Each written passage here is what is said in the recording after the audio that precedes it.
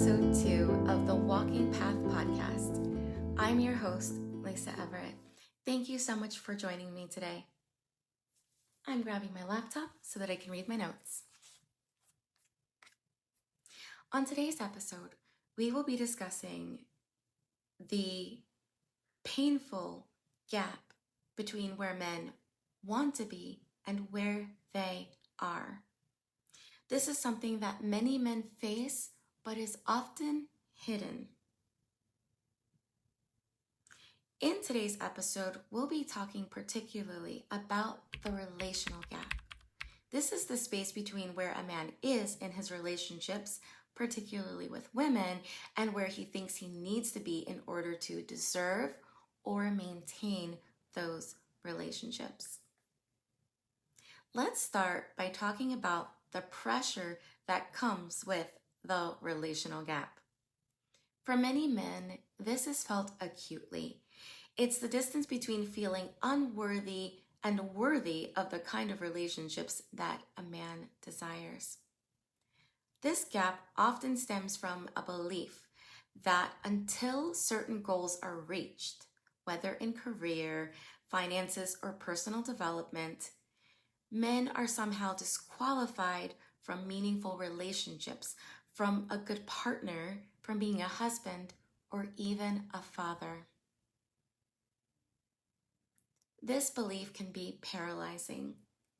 It's a mindset that can make a man feel like he shouldn't even try because they're not already who they want to become or where they want to go.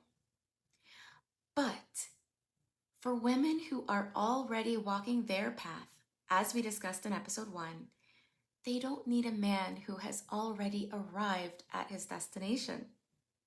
They don't need perfection.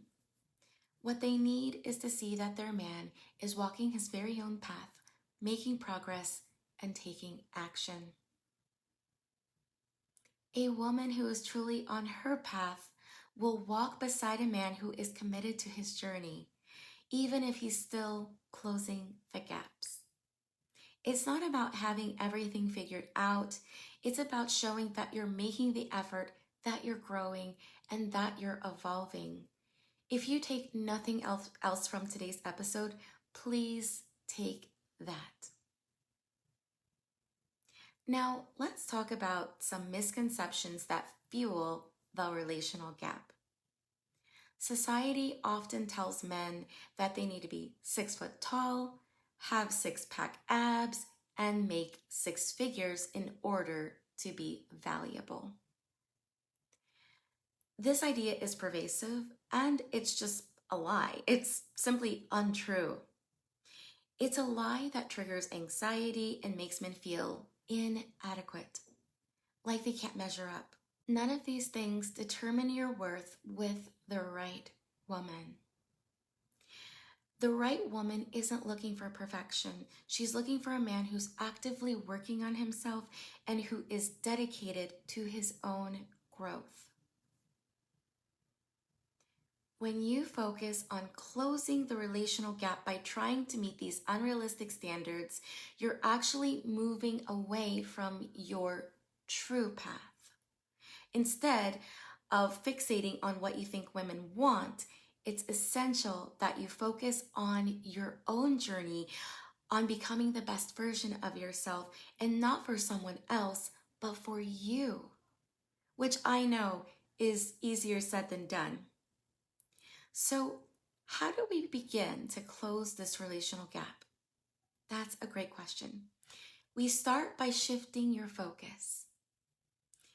You may feel inclined to worry about whether or not you're good enough to be in a relationship, but instead focus on your personal goals and pursue them with determination. When you do this, you naturally become more attractive, not because you've reached some external milestone, but because you become a man of action and a man of purpose. That is so attractive. As you make this progress in your personal and aspirational goals, you'll find that your relationships naturally begin to improve. Your self-esteem will naturally begin to rise.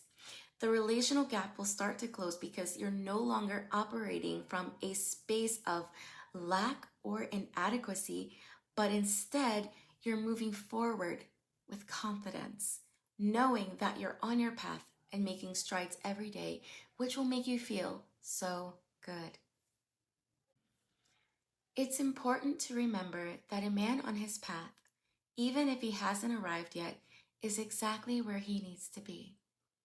You don't have to have everything figured out to deserve love, partnership, or family. What matters is that you're committed to your journey, to your growth, and to becoming who you aspire to be. Thank you for joining me on today's episode of the Walking Path podcast. I hope our discussion about the relational gap has given you some new insights and perhaps a bit of hope.